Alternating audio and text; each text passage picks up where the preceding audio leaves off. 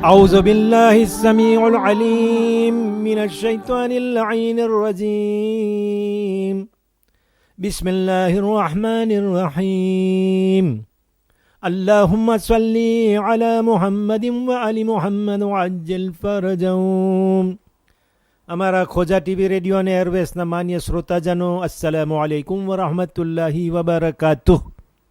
આપણે ફરી આ મસાઇલના કાર્યક્રમ મારફત ભેગા થઈ રહ્યા છે અને જે સવાલ આવ્યો છે તમારી સામે તરત જ મૂકું છું અને એનો જવાબ જે હશે તે પણ તમને સંભળાવી આપીશ. વધારે ભાગે જુમેરાતની મજલિસ અથવા એવા સંજોગ અનુસાર યા પ્રસંગો ઉપરની મજલિસો નમાઝ બાદ તરત જ મસ્જિદની અંદર બરપા કરવામાં આવે છે. પહેલું, અમુક લોકો કે જેઓ મોડા આવે, કદાચ તેમની મજબૂરી હશે અને ચાહતા હોય કે મસ્જિદમાં નમાઝ પડે, કારણ કે આલિમો તેના વિશે મિંબર ઉપરથી બહુ જ ભાર આપે છે અને પછી તેઓ જ આવી રીતે મસ્જિદની અંદર મજલિસો કરીને પોતાના ફરમાનથી ઉલટું કરતા હોય છે. તો આવા માણસો કે જે મોડા આવ્યા છે, પોતાની નમાઝ પઢી શકતા નથી, તેઓને મજલિસનો પૂરો કાર્યક્રમ સમાપ્ત થાય ત્યાં સુધી વાટ જોવી પડે છે. તો આવી હાલતમાં મસ્જિદમાં મજલિસ થઈ શકે ખરા? બીજું, મસ્જિદની અંદર મજલિસના બહાને ઘણા લોકો દાખલ થઈ જતા હોય કે જેઓ નમાઝમાં હાજર ન હતા અને બની શકે છે કે નજીસ પણ હોય. હવે આ જગ્યા મસ્જિદ રહી નથી. હવે માણસોના મગજમાં એમ છે કે તો પ્રોવિઝવારમાં કામ ચલાવ, આ તો ઇમામવાળો છે, આ ઇમામવાળો થઈ ગયો. હવે તો આવી હાલતમાં ત્યાં મજલિસ થઈ શકે ખરા? હું સમજુ છું કે મજલિસનો ઘણો મર્તબો છે, એહતરામ છે, ઉચ્ચ દરજ્જો છે બધી એક જગ્યાએ. આપણે શિયાઓ માટે આઝાદારી આપણા ઈમાનની રૂહ છે, પણ તેનો અર્થ એવો તો નથી ને કે રાજ રસ્તા ઉપર બધાને ચાલતા રોકીને ગાડીઓ ઊભી રખાવીને આપણે મજલિસની તાપી પાથરી દઈએ. શું એમ થઈ શકે? રસ્તા ઉપર એમ મજલિસ બરપા કરી શકીએ, ભલે એનો મર્તબો વધારે હોય? મસ્જિદનો પણ એક એહતરામ છે, નમાઝનું પણ એક સ્થાન છે જે દીનનો પાયો છે. નમાઝની મહત્વતા અને મસ્જિદનો એહતરામ રાખવો આપણી ફરજ છે. આના માટે કોઈ મસાઇલ હોય તો બયાન કરશો.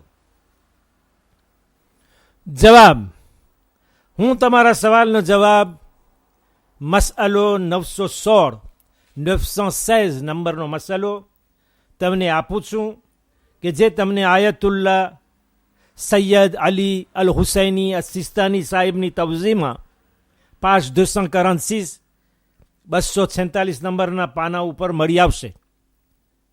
એ જવાબ તમારી સામે વાંચું અથવા તમે કિતાબ લઈ ઉઠાવીને તમે પોતે જે પાના ઉપર વાંચો એ પહેલાં આપણે આગા માટે દુઆ કરીએ કે અલ્લાહ તેમને હંમેશા પોતાની હિફાજતની અંદરમાં રાખે, તેમના ઉમ્ર અને ઇલ્મમાં વધારો કરે.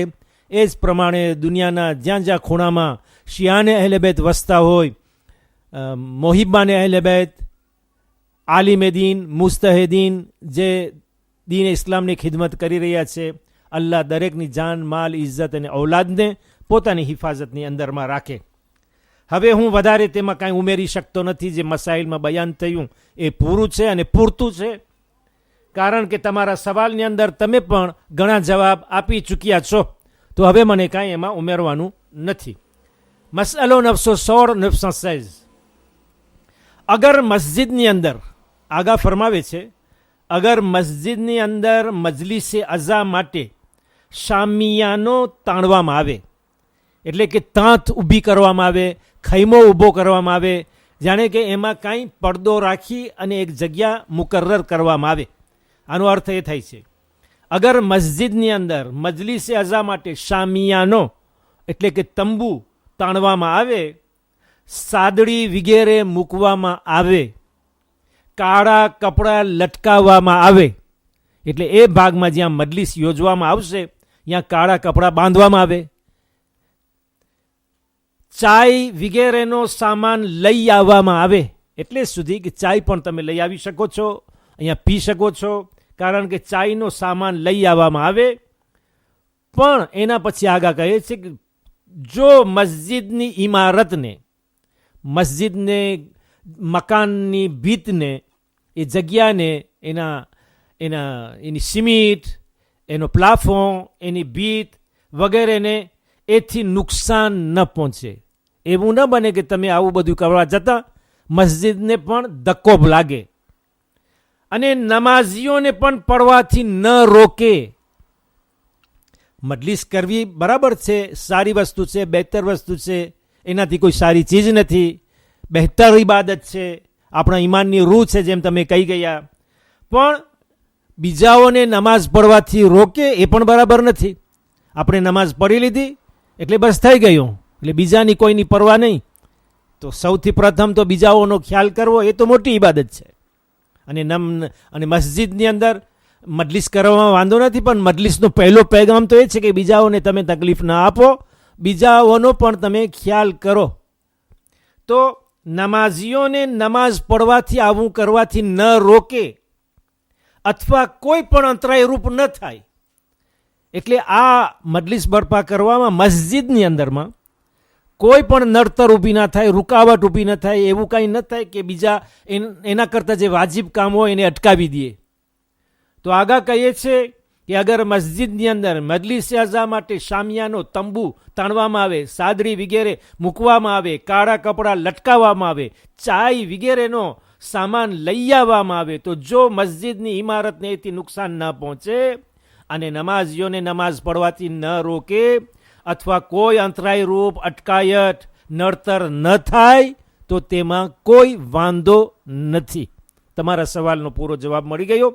હવે તમને એના ઉપર અમલ કરવાનું બાકી રહ્યું. અલ્હમ્દુલિલ્લાહી રબ્બિલ આલમીન વસલ્લલ્લાહુ અલા મુહમ્મદિન વઆલિહિ ત્વાહિરીન. ખુદા હાફિઝ અને વાલેકુમ સલામ વરહમતુલ્લાહી વબરકાતુહુ.